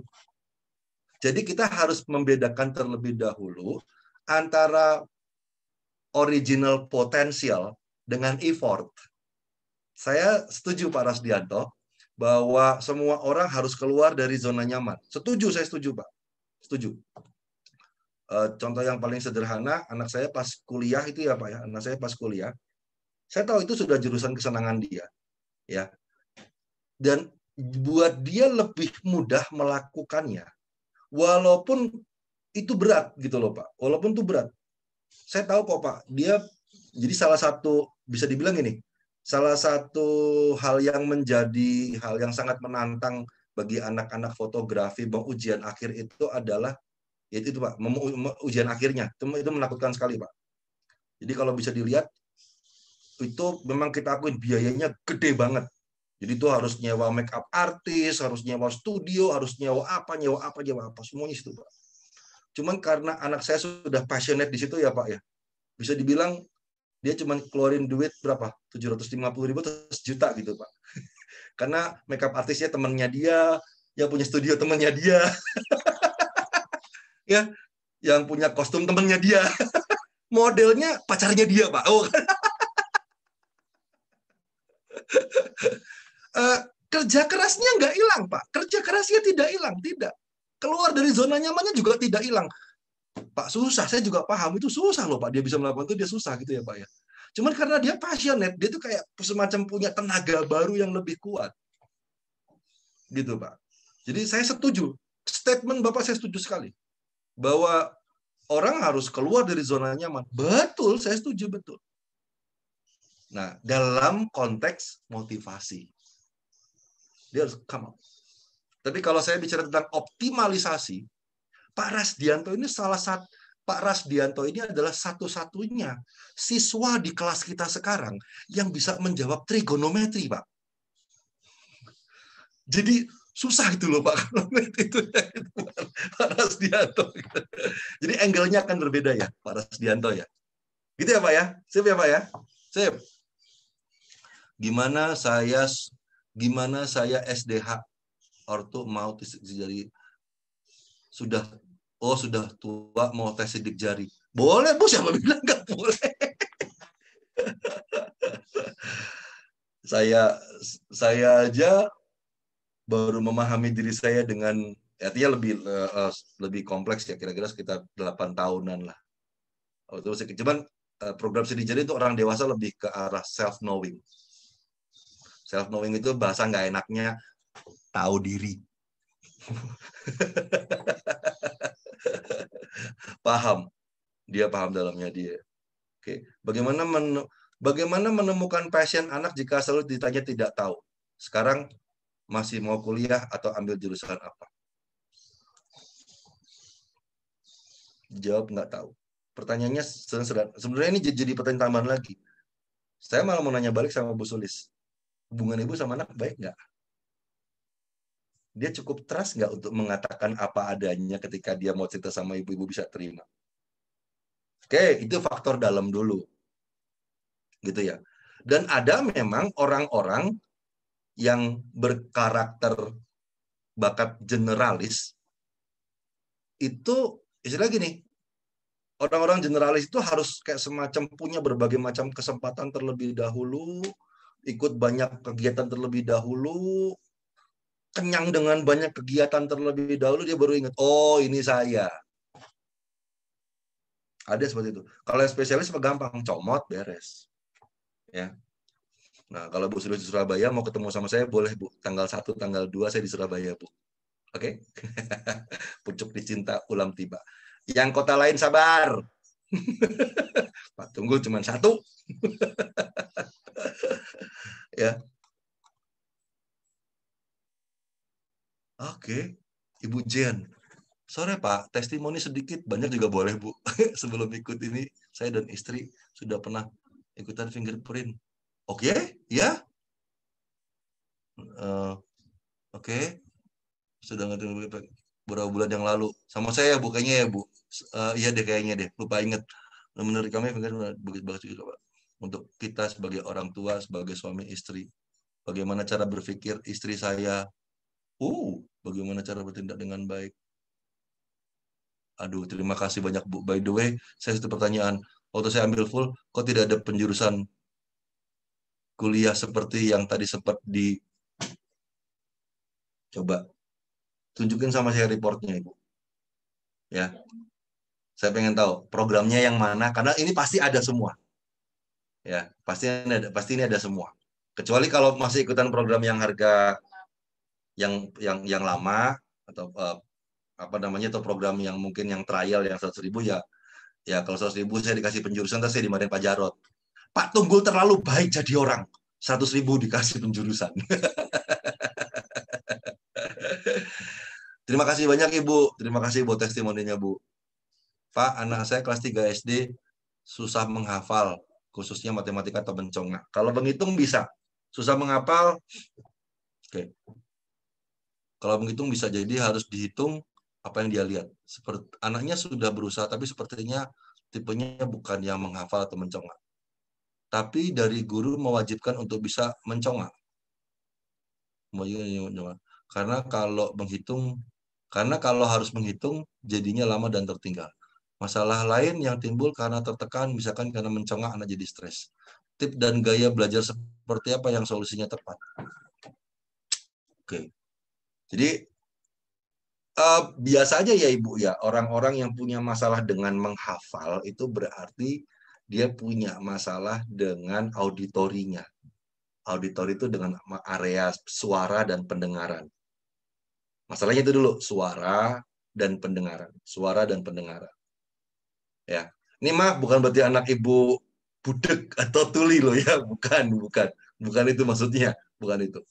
Nah, jadi biasanya kalau punya masalah dengan suara, pasti dia menuntut tempat belajar yang lebih senyap, lebih sepi, nggak terlalu berisik. Ya, otomatis akan jauh lebih gampang. Kalau agak senyap lah, gitulah ya. Agak lebih senyap, pasti agak lebih gampang. Jadi kalau tempatnya terlalu ramai juga jadi susah. Kalau banyak orang lalu lalang juga jadi susah. Nah, terus kemudian kalau sebenarnya gini Bu, konsep menghafal ya Bu ya. Konsep menghafal itu kan biasanya kita kan kepancingnya kan textbook ya. Masalah menghafal itu kan teks. Padahal yang paling benar itu bukan teks dulu, tapi konteks. Ada tekstual, ada kontekstual. Jadi kalau mau menghafal, orang itu udah harus dapat dulu kontekstualnya. Ya, harus dapat kontekstual. Maksudnya begini. Anak disuruh menghafal Pancasila. Ya. Itu kan buat anak kan lumayan merepotkan itu. Ketuhanan yang Maha Esa. Oke, itu gampang gitu kan. Kemanusiaan yang adil dan beradab. Terus. Udah sila 4 udah belibet tuh udah. Padahal sebetulnya kalau menghafal kita harus tahu dulu konteksnya apa ini. Sila pertama tuh bunyinya apa? Tentang apa? Tentang ketuhanan. Oh Tuhan gini ya. Oh Tuhan gini ya. Dapat konteksnya. Satu konteks. 2, konteks sila kedua apa? Kemanusiaan. Oh sama orang harus baik ya. Konteks ketiga apa? Persatuan. Dapat 5, seret. Masukin satu-satu baru. Oh, kalau ketuhanan tuh ketuhanan yang Maha Esa. Jadi buat parsial, Bu. Jadi anak-anak itu yang jadi masalah kalau lagi masalah hafalan ini, masalah hafalan ini kan, kalau cuma menghafal aja rasanya juga nantinya juga I study but I didn't learn. Ini yang saya nggak mau. Jadi ada konteks, ada teks, ada tekstual, ada kontekstual. Konteksnya harus tahu dulu dia ngapalin itu tuh tentang apa. Ya, kalau dapat konteksnya harusnya jadi lebih gampang ya. Oke, saya bisa share kemana reportnya. Ibu Jen, langsung share ke saya aja Ibu ya. Nomor saya ada di grup. Nanti masukin ke WA saya aja Ibu. Cuman mohon maaf kalau late respon. Nanti saya akan tetap jawab Ibu. Cuman jujur aja hari ini, habis ini saya mau istirahat ya. Boleh ya. Besok saya sudah start lagi buat konseling. Konseling ada sekitar 55 orang seminggu. Pak Jarod tuh lagi nyukur-nyukurin saya tuh. Syukur. Pak Jarod curang. Nggak mau konseling pribadi. Dibrukin ke saya. Nggak apa-apa kata Pak Jarod yang masih muda. Pak Tunggul yang masih mudaan Pak. Ya, oke, 15.42. Terima kasih banyak Bapak Ibu buat kesempatan waktunya. Ya, luar biasa nih bisa sharing-sharing sama Bapak Ibu semua di sini. Saya mohon maaf kalau ada kalimat yang kurang nyaman kedengarannya. Ya, saya mohon maaf kalau ada hal yang kurang berkenan. Dan nanti di grup saya akan share tentang ya informasi tentang full assessment berikut jadwalnya. Jadi kalau ngomong jadwal itu ya, ini saya sampaikan dulu aja ya, kalau ngomong jadwal yang paling dekat sampai akhir tahun Jakarta itu tanggal 28-29. Khusus untuk Jakarta, Bandung sama Jakarta, kami datangi ke rumah-rumah ya.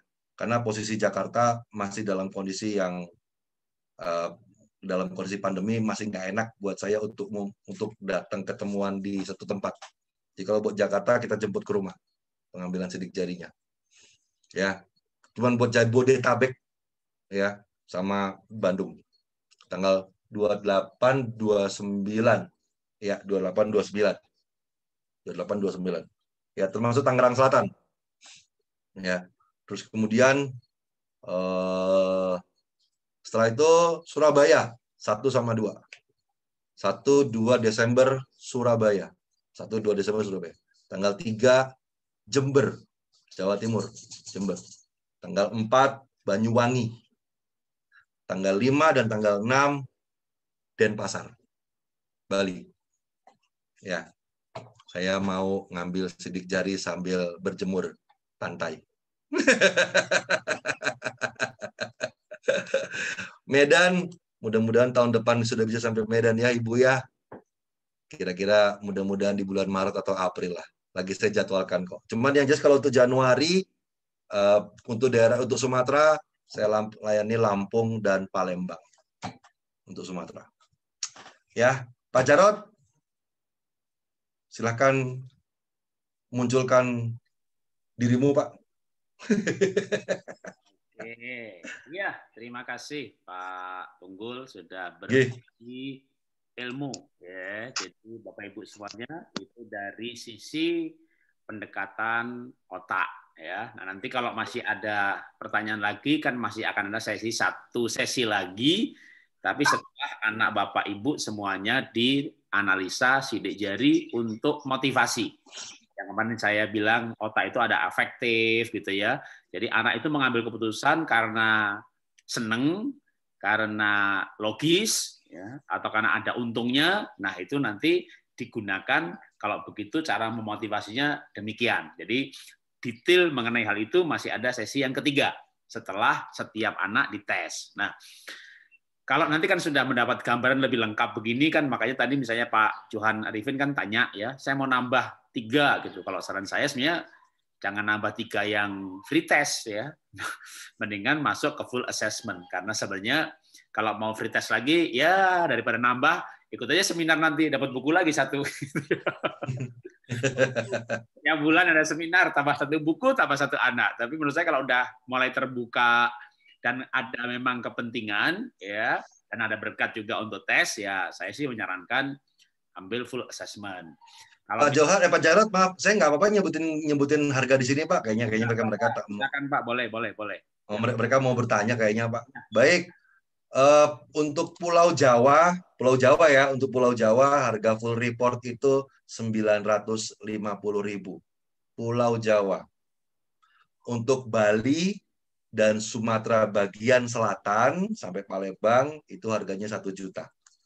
Kalau untuk sampai Medan kemungkinan sekitar 1.100.000. Pesawatnya lumayan mahal ya, Bu Lena, mohon maaf. Tapi daripada Ibu ke Jawa ya, kalau udah nyampe mall di Jawa tuh bahaya Ibu, nggak cuma habis 100 Ibu. Ya, saya ulangin ya. 950.000 untuk Pulau Jawa, ya, Bali dan Sumatera bagian selatan 1 juta. Satu anak. Saya kasih diskon yang ikutan 3 tapi dalam 1 kartu keluarga. Diskonnya 50.000. Sebenarnya bukan diskon sih, thank you. Karena konsulnya Pak Jarod nggak ngerti konsulnya sih, serem Pak, tolong Pak. Ya, oke, monggo Pak Jarod. Terima kasih ya Pak ya. Kenapa Pak? Jadi harganya nanti itu termasuk konsultasi ya. 2 kali sesi konsul. Sesi yang pertama bareng-bareng untuk penjelasan hasil semuanya. Sesi yang kedua private. Ya, private. Jadi Bapak Ibu hanya berdua dengan Pak Tunggul, nanyanya Ya. puas. Ya. Puas pokoknya, puas. Saya mungkin referensi yang kasih informasi lagi mengenai hal ini ya. Misalnya ada juga Pak, kalau ada yang ke WA ke saya, Pak, kalau untuk konsultasi yang lain ada enggak? Ya ada, kan saya punya kenal psikolog gitu ya. Tapi misalnya mau konseling pribadi, lalu saya kasih referensi psikolog ini. Akhirnya balik lagi, Pak, kok 90 menitnya 1,2 juta. Nah, itu nggak dapat analisa sidik jari itu. Jadi emang psikolog itu atau konsultasi itu mahal ya. Kalau konselornya S1 psikologi biasanya 500 ribuan. Magister psikologi ya 750 sampai 1 juta. Begitu S3 ya pasti 1,5 sampai 1,5 juta per 90 menit. Bahkan ada yang per 60 menit. Nah, Ibu cerita anaknya aja udah 60 menit, argonya udah jalan gitu ya. Ya mau nggak mau kalau book biasanya 2 sesi minimal. Nah, itu memang tarif yang berlaku umum. Makanya sebenarnya ya ikut seminar cukup murah jadinya ya. Ikut buku, dapat 3 sesi, nanya-nanya. Kemarin sampai 3 jam loh sesi yang pertama ya. Nanti masih ada 1 sesi lagi. Nah, kalau tes sidik jari misalnya di Sang Garden, waktu anak saya dulu ke sana, terus terang bukan ke Pak Tunggul ya, tahun 2000-an Pak Tunggul belum ada itu. Belum. Tapi sudah lahir maksudnya. Tapi finger hit tangan spektrumnya belum. Jadi saya ke Sang Garden itu 2,5 juta 1 anak. Tapi bagi saya dengan membayar saya bisa mendidik dengan tepat. Mendidik dengan tepat, anak saya juara dapat beasiswa. Beres. Bahkan waktu itu saya tambah lagi, kalau saya waktu itu saya tambah konsul psikolog ya, jadi dengan sidik jarinya 2,5 juta, lalu saya ke pihak lain lagi psikolog pribadi keluarga itu 1 anak saya ngambil paket 4-5 sesi, jadi memang saya spend uang cukup berani untuk pendidikan anak. Saya pakai HP murah, pakai baju murah, tapi untuk anak itu kan nggak bisa diputar balik. Begitu masa usia dini lewat, udah lewat. Masa 6-12 tahun lewat, udah lewat. Masa remaja harusnya bagaimana lewat, udah lewat lagi. Jadi nanti sebenarnya masa penjurusan. Hemat, jurusannya salah. Uang pangkal sekolah 2 kali. 1 kali uang pangkal 100 juta, ya hilang. jadi sebenarnya kalau saya itu menyarankan baju hematlah nggak apa-apa. Ya. Beli minum kopi aja kalau saya tak hemat tuh. Anak saya misalnya mau Gojek, GoFood gitu ya. Apa? Kopi. 15.000 mahal. Nggak boleh. Loh Pak, kenapa nggak boleh?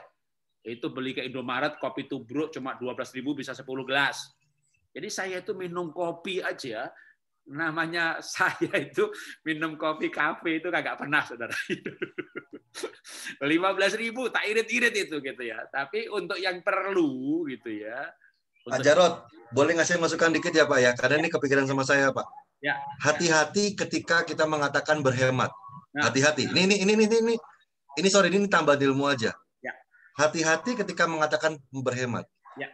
Ketika kita mengatakan hemat, tapi dalam jiwa kita ada, dalam bunyi dalam diri kita bunyinya adalah miskin dan takut nggak kebayar, itu benar-benar miskin beneran.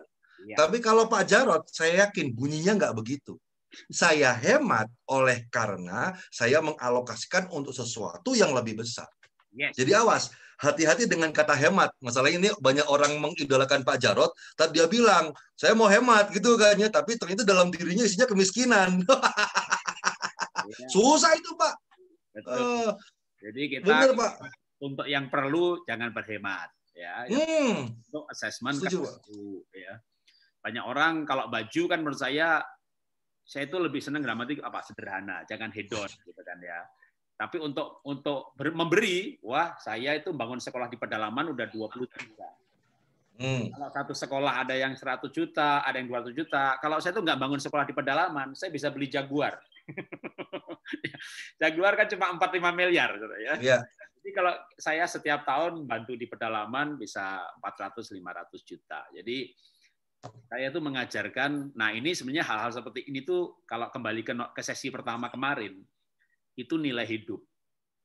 Jadi, nah ngajarin nilai hidup tuh nggak bisa teori kan, misalnya ya kemarin kita seminar tuh teori, ya spiritual quotient dibangun oleh integritas, nilai hidup itu kan teori. Tapi begitu parenting itu sambil tadi, misalnya anak minum kopi lalu bilang loh kenapa mahal gitu kan, 15.000 kan murah gitu ya, murah itu tergantung relatif.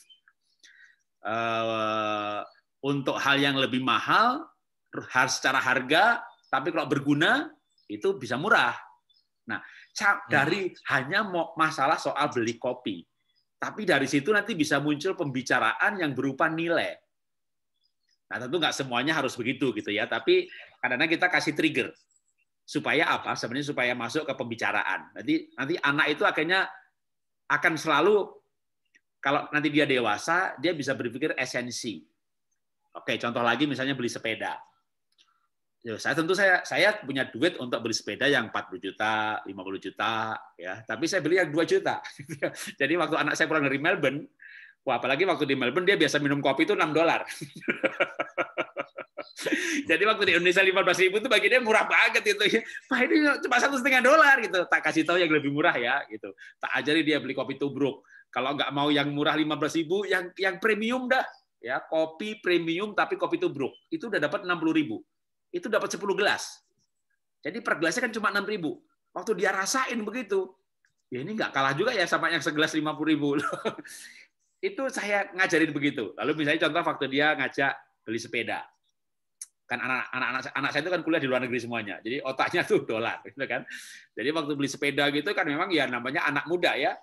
Anak saya nomor 3 juga art. Jadi kalau saya ngelukis gitu, satu lukisan ada yang 5 juta, 10 juta, itu ngelukisnya 4 hari. Anak saya gambarnya 2-3 hari, lakunya $500. Jadi anak saya nomor 3 itu udah ngalahin saya dalam hal menggambar art. Karena dia tinggal sama saya di Bintaro, di Jakarta, tapi kliennya itu Australia, orang Israel. Jadi dia gambarnya malah nggak perlu kanvas, digital. Ya, seminggu dapat 2, $600, $800. Nah, otaknya dolar dia, katanya, dan income-nya juga dolar. Tapi saya tetap ajarin dia waktu dia ngajak, contoh cerita aja, sharing masih ada waktu dikit. Dia minta beli sepeda. Lalu kita pergi ke toko mall yang tempat sepeda. Waduh, ada Brompton dan lain-lain yang 80 juta, 40 juta. Namanya anak muda, milenial, income-nya dolar. Tentu namanya sepedaan itu juga bukan hanya olahraga kan, bahwa bareng-bareng, kalau potret juga keren. Tapi anak saya didik bener dalam hal ini cukup radikal. Saya bilang begini, kamu tuh olahraga atau mau mejeng?